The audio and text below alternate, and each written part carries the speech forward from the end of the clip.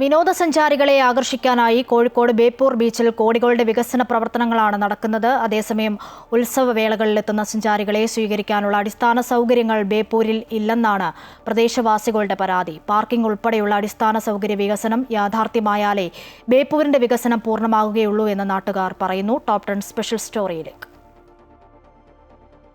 Water fest, ഓണാഘോഷത്തോടനുബന്ധിച്ചുള്ള പുഷ്പമേള, അങ്ങനെയുള്ള ആഘോഷങ്ങളെല്ലാം നടന്നത് ബേപ്പൂരിലാണ്. കോഴിക്കോട്ടെ ആഘോഷത്തിന്റെ പ്രധാന ഇടങ്ങളിൽ ഒന്നു തന്നെയാണ് ബേപ്പൂർ. ടൂറിസം മന്ത്രി PA മുഹമ്മദ് റിയാസിന്റെ മണ്ഡലമായതുകൊണ്ട് തന്നെ ബേപ്പൂരിനോട് വികസനത്തിന്റെ കാര്യത്തിൽ ആ കരുതലുമുണ്ട്. എന്നാൽ ഇത്രയധികം വിനോദസഞ്ചാരികളെത്തുന്ന ബേപ്പൂർ പുളിമൂട് ഉൾപ്പെടുന്ന ഇവിടെ നല്ലൊരു ശൗചാലയം പോലുമില്ല. ഒരുപാട് സ്ത്രീകളും കുട്ടികളും നമ്മൾ ആണുങ്ങൾക്ക് എവിടെയായാലും പോയിട്ട് എന്താ ചെയ്യുക, ഒരു മറ കിട്ടിയാൽ ഈ സ്ത്രീകൾ എന്ത് ചെയ്യും? അത്രയും ഒരു ദയനീയ അവസ്ഥയായിട്ട് ഈ ടൂറിസ്റ്റ് മേഖല ഉണ്ടാക്കിയിട്ട് അതിനുള്ള സജ്ജീകരണങ്ങൾ സർക്കാർ കാണണ്ടേ? ടൂറിസ്റ്റ് മേഖല ഉണ്ടാക്കിയെന്ന് പറഞ്ഞിട്ട് കാര്യമില്ലല്ലോ. ഇവിടെ എന്ന് പറഞ്ഞാൽ അതിനുള്ള സജ്ജീകരണങ്ങൾ മൊത്തം വേണം, എന്നാലേ ടൂറിസ്റ്റ് മേഖല ആവുള്ളൂ. അല്ല താൽക്കാലികം നമ്മളൊരു ഷോ വെച്ചുകൊണ്ട് ഇത് ടൂറിസ്റ്റ് മേഖല എന്ന് പറഞ്ഞാൽ അത് ഒരു പ്രാബല്യത്തിൽ വരുന്ന ഒരു ഇതിലല്ല ഉള്ളത്. ഇപ്പോൾ താൽക്കാലികം കൊണ്ടാക്കുക, എന്നാലും നിന്ന് മണക്കത്തിട്ട് അതിനകത്ത് കയറാൻ പോലും പറ്റുന്നില്ല. അങ്ങനൊരു കണ്ടീഷനിലാണ് ഇപ്പോൾ ടൂറിസ്റ്റ് മേഖല ഉള്ളത്. മുൻപ് ബീച്ചിനകത്തേക്ക് വാഹനങ്ങൾക്ക് പാർക്ക് ചെയ്യാനുള്ള സാഹചര്യമുണ്ടായിരുന്നെങ്കിൽ ഇപ്പോൾ അതിനനുവദിക്കുന്നില്ല. ബീച്ച് എത്തുന്നതിന് മുൻപുള്ള റോഡിൽ വാഹനങ്ങൾ പാർക്ക് ചെയ്ത് വേണം സഞ്ചാരികൾക്ക് ബീച്ച് ആസ്വദിക്കാൻ. പാർക്കിംഗ് ഏരിയ സൗകര്യം കുറവാണ്, അതാണ് മെയിനായിട്ട് വേണ്ടി. ഇതൊക്കെ മത്സ്യത്തൊഴിലാളികൾ താമസിക്കുന്ന വീടുകൾ ഇതൊക്കെയാണ്, പാർക്കിംഗ് ഏരിയ ഇല്ല ഇവിടെ. കരക്കെടുക്കുന്ന ഭാഗത്തെ ബോട്ട് ജെട്ടിയിലെ റാമ്പ് തകർന്നതോടെ ചാലിയത്തെയും ബേപ്പൂരിനെയും ബന്ധിപ്പിക്കുന്ന ജങ്കാർ സർവീസ് നേരത്തെ തന്നെ നിലച്ചിരുന്നു. ഇതും ടൂറിസ്റ്റുകളുടെ വരവിനെ ബാധിച്ചിട്ടുണ്ട്. അതേസമയം ജങ്കാർ ഇല്ലാതെ വലഞ്ഞ യാത്രക്കാർക്ക് ആശ്വാസമായി ഇപ്പോൾ ബോട്ട് സർവീസ് ആരംഭിച്ചിട്ടുണ്ട്. 18 ലക്ഷം രൂപ ചെലവിട്ട് പുതിയ ബോട്ട് ജെട്ടി നിർമ്മിക്കുക, പാർക്കിങ്ങിനുള്ള സൗകര്യമൊരുക്കുക എന്നിങ്ങനെയുള്ള അടിസ്ഥാന വികസന പ്രവൃത്തികൾ പൂർത്തീകരിക്കണമെന്നാണ് നാട്ടുകാരുടെ ആവശ്യം. അമൃത ന്യൂസ്, കോഴിക്കോട്. ബേപ്പൂർ ബീച്ച് സ്ഥിതി ചെയ്യുന്നത് പോർട്ടിന്റെ അധീനതയിലുള്ള സ്ഥലത്താണെങ്കിലും ബീച്ചിലെ വികസന പ്രവർത്തികൾ നടപ്പിലാക്കുന്നത് ജില്ലാ ടൂറിസം പ്രൊമോഷൻ കൗൺസിലാണ്. വിനോദസഞ്ചാരികൾ ഏറെയുള്ള ദിവസങ്ങളിൽ പലപ്പോഴും നാട്ടുകാരും സഞ്ചാരികളും തമ്മിൽ പാർക്കിങ്ങിനെ ചൊല്ലി തർക്കം ഉണ്ടാകാറുണ്ട്. കോടികൾ മുടക്കി നടത്തുന്ന വികസന പ്രവർത്തനം ഗുണം ചെയ്യണമെങ്കിൽ പാർക്കിംഗ് കൂടെ ഒരുക്കിയേ തീരൂ എന്നതാണ് നാട്ടുകാർ പറയുന്നത്.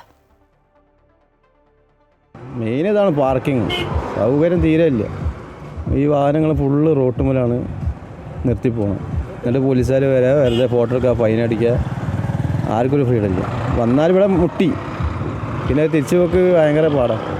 പരിഹരിച്ചാൽ അത്ര നല്ലത്, അല്ലെങ്കിൽ ജനങ്ങൾ ചിലപ്പോൾ ഒന്ന് പ്രക്ഷോഭത്തിലേക്ക് ഇറങ്ങാനും ചാൻസ് ഉണ്ട്. കാരണം നമുക്ക് വീട്ടിൽ നിന്ന് നമ്മളെ സ്ഥലത്തേക്ക് വരാൻ പറ്റാത്ത അവസ്ഥയാണ്. അത്രയും തിരക്കാണ്. ബൈക്ക് പോയിട്ട് ആ ജനങ്ങൾക്ക് ഒന്ന് സ്വസ്ഥയിൽ നടക്കാൻ വരെ പറ്റാത്തൊരു സിറ്റുവേഷനാണ് ടൈമിന്. ഒരു 4 ദിവസം ഫെസ്റ്റ് നടക്കുമ്പോഴും അതേപോലെ ഇപ്പോൾ ഈ ഓണത്തിൻ്റെ ഫെസ്റ്റ് നടന്നപ്പോഴും ഇവിടെ ഡെലിവറി സംബന്ധമായ പെണ്ണുങ്ങൾക്ക് വളരെ ബുദ്ധിമുട്ടുണ്ടായി. അതിനെന്തെങ്കിലും ഇവർ ചെയ്യണം. മുമ്പ് ഉമ്മൻചാണ്ടി സർക്കാർ സുനാമി ഫണ്ടിൽ നവീകരിച്ചതാണ് ബീച്ച്. അത് പിന്നീട് ഇവർ വീണ്ടും നവീകരണ പ്രവർത്തനത്തിൽ പാർക്കിംഗ് എന്ന് പറയുന്ന സംവിധാനം ഇല്ല ഈ ബേപ്പൂർ ബീച്ചിന്. ഈ ബീച്ച് എന്ന് പറയുന്നത് പോർട്ട് ഡിപ്പാർട്ട്മെൻറ്റിന് കീഴിലാണ്. ഇത് DTPC ആണ് ടൂറിസം കൈകാര്യം ചെയ്യണേ.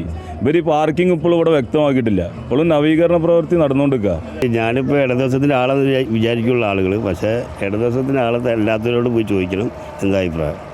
ഞാൻ ഇടതുവശത്തിൻ്റെ ആളെന്ന് വിചാരിച്ചിട്ട് ഞാൻ നല്ല അഭിപ്രായം പറയുള്ളൂ. അതാണ് ഈ പാർക്കിംഗ് സൗകര്യം ഇവിടെ ഇല്ലാത്തൊരു ബുദ്ധിമുട്ടുണ്ട്. പക്ഷേ പാർക്കിംഗ് സൗകര്യത്തിന് ഇവിടെ വികസനം വരുന്നുണ്ട്. റോഡിൻ്റെ സർവൊക്കെ കഴിഞ്ഞിട്ടുണ്ട്. വിവരങ്ങൾ MM രാഗേഷ് നൽകും കോഴിക്കോട് നിന്നും. രാഗേഷ്, ബേപ്പൂർ ടൂറിസം മന്ത്രിയുടെ മണ്ഡലത്തിലാണ് എന്നതാണ് ഏറെ ശ്രദ്ധേയം. വിവരങ്ങൾ.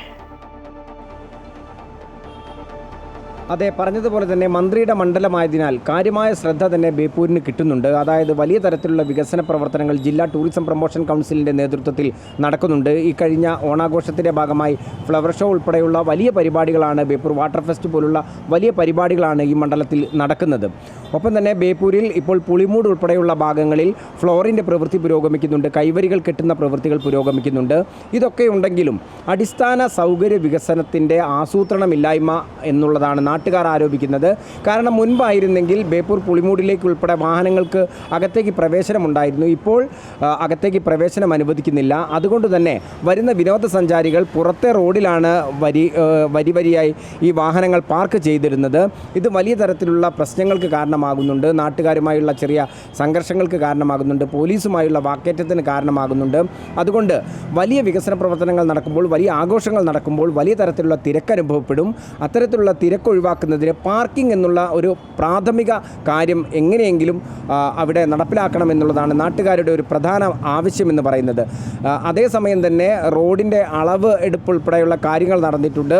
വികസനങ്ങൾ വഴിയേ വരുമെന്നുള്ളതാണ് ഇതുമായി ബന്ധപ്പെട്ട അല്ലെങ്കിൽ ഇടത് ഭരണമാണ് ബേപ്പൂർ മണ്ഡലത്തിൽ. അതുകൊണ്ട് തന്നെ ഇടത് അനുകൂലികളായ ആളുകൾ പറയുന്നത്. ഏതായാലും നാട്ടുകാർക്ക് വലിയ ബുദ്ധിമുട്ടില്ലാത്ത വിധത്തിൽ ഇതിനുള്ള ഒരു സൗകര്യം ഒരുക്കുകയാണെങ്കിൽ മാത്രമേ ഉള്ളൂ ബേപ്പൂരിൻ്റെ വികസനം പൂർണ്ണ അർത്ഥത്തിൽ നടപ്പിലാവൂ എന്നുള്ളതാണ് നാട്ടുകാരുടെ പരാതി.